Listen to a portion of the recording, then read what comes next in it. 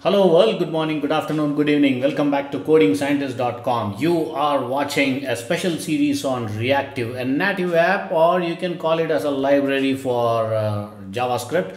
And alright guys, so I hope you have installed React. I also showed you how to install the Visual Studio IDE, and I hope you have configured it successfully on your Windows environment. If not, you can reach out to me on my WhatsApp, on my Telegram, or through GitHub, or through LinkedIn, or through Insta, or through Facebook. So I'll be happy to help you in any of these communication channels. It's not a problem. Alright, so quickly open up your Visual Studio IDE. So I'm going to open up my setup, and this is how it looks. So what you need to do, guys, once you have successfully installed the React library on your Windows environment, it would have, automatically installed into your C folder as your source file, and all the other libraries and components and stuff like that, including the logo of React. So you need to go to, and the system also shows how to create your first project. So you can create any project name as, I created as React first, if you see on the left hand side of the IDE. So how did I get this onto my IDE? So what you need to do, go to File on the left side corner, go to Open Folder, and then you need to go to your C drive, okay, where you install your React, and you need to search where exactly you install. It should be in some of these files. So my file was in users, in Saint is my username, and where was new folder. So if you could see this new folder, this is where the React first is, right? So this automatically gets installed when first time you are doing the setup of React on your Windows operating system. So guys, unless during the installation process, if you change the path or something like that, it might it might get into D drive or some other drive. I don't know. The path has to be perfectly accurate, so you don't have to change any settings. Just click next, and move on, right? And then select this folder. Once you select, you get it here on the left. And then what you need to do, forget about this node modules and stuff like that. These are all the tons of files which gets downloaded when you install React. You don't have to worry about it. And there's also public class, the public folder which is downloaded. Don't worry about it. There is something called src, it's called source. So go into this and click app.js. This is where you will be writing your code. So if you click app.js, you can also do it on app.test, but initially you need to start with app.js. So go in here, and now what we need to do, so I'll show you how we are basically going to learn creating and nesting components.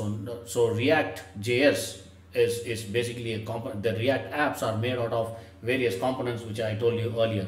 The component is basically a piece of UI. It's a user interface which has its own logic and appearance. A component can be as small as a small button, or as large as the entire page, the web page. It can be a small button as well as the entire page as well, right? It depends upon what you write on the code. So React components are basically a JavaScript functions that return a markup, right? So let's begin this. So first I'm going to, I'll show you how to write a small button. So go to your IDE. I hope I'm sharing my IDE screen, guys. All right, there you go. I'm on the IDE. Okay, so what you need to do, function. Those of you from Python background and C, C++, you don't have to import any library like hash include, stuff like that, what we used to do. So don't worry about that. You had already installed React.js, which includes everything.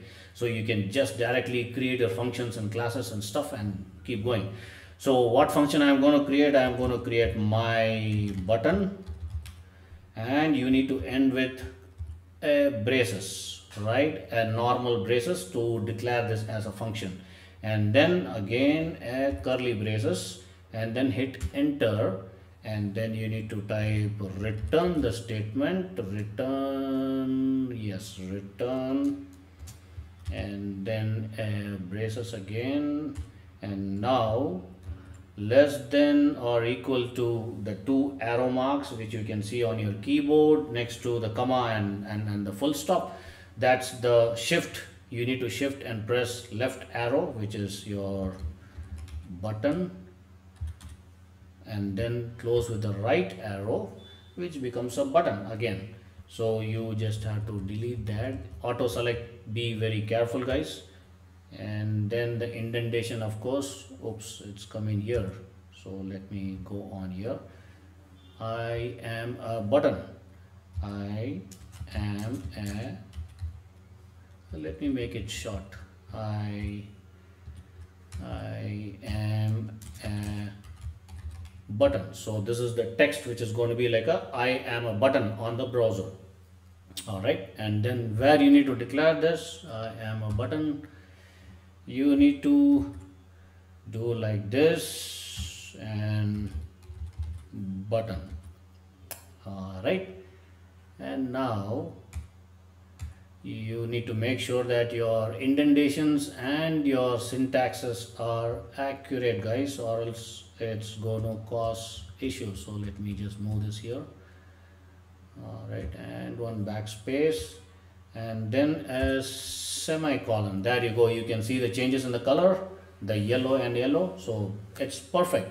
All right, so now that you have created a kind of button on the web page, and then this is basically you're declaring, not creating. You are actually declaring my button as a button. So now you need to create it into another component, which is basically nesting into the component, right?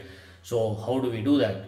So let me just show it to you. You need to come out of this particular curly braces, come out of the entire function, and then export export. All right, I'm spelling it correct, but it says something wrong. Anyways, let's just try it out.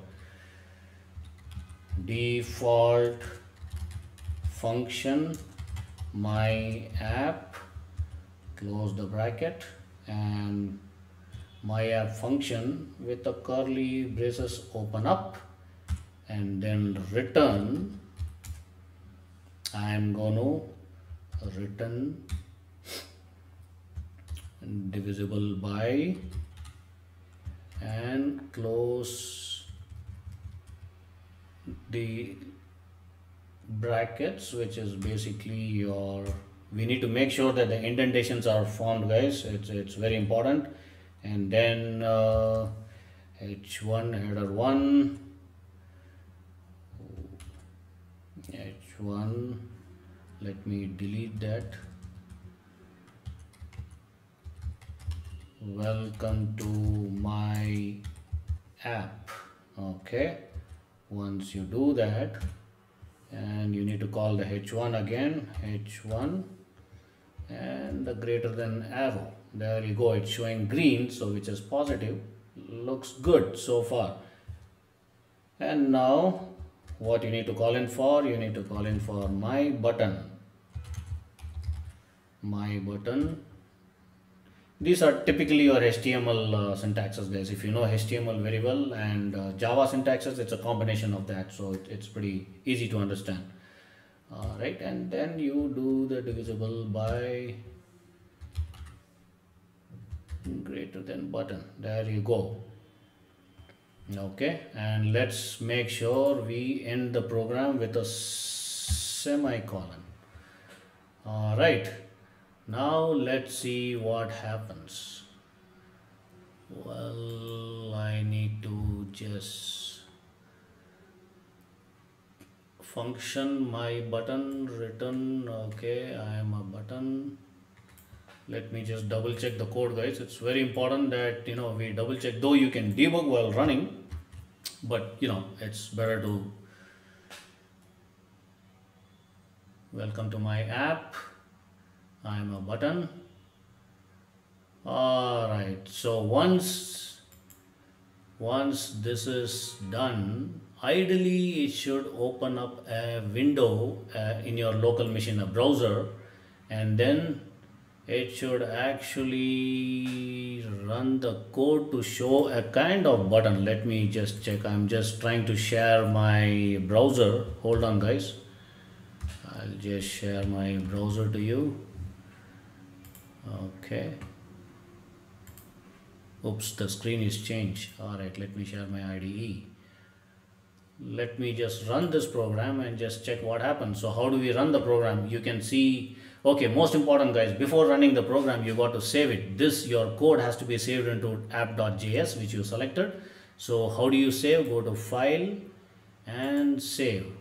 Once you save, you can just click on this green circular arrow button to run the program, or you can go to File, go to Run button, and run without debugging. Okay, let's see what happens. JavaScript is already running. Do you want to start another instance? Yes. Let me see what happens. All right, it's running. Would you like to run the app on another? Well, why is it so something already running on port 3000? That's weird. Let me just check my browser, guys. I don't see any browser opened up. What should be the problem? This is interesting to debug. Let's close this. Let's close this and let's restart. So this is a restart button. Debugger attach. Starting that. Okay, there you go. Welcome to my app. Wow. Can you see this, guys? All right. So it's actually opening a web browser on your local machine, and it says welcome to my app. I hope I am able to share this. Let me just show you. There you go. If you see the browser and if you carefully see here on the URL, it says localhost. So this is not hosted for your wider audience globally on the internet, right? This is hosted internally within your system. So your code is working. So this is how you create a button. I am a button. Welcome to my app. We declared and I am a button. Now next what we are going to do is going to be pretty interesting. So we got, guys, it's pretty interesting, right? So with few lines of code, you are able to create a web page which says welcome to my app and this is my button, or I am the button, whatever. You are creating a small button. So you can see how simple the React is and how quickly it's responding, and it's very, it's a fantastic tool. So anyways, guys, so make sure that you save this code, and in the next lesson I'm going to come back to you and show you how to build this code further, right? Until then, goodbye.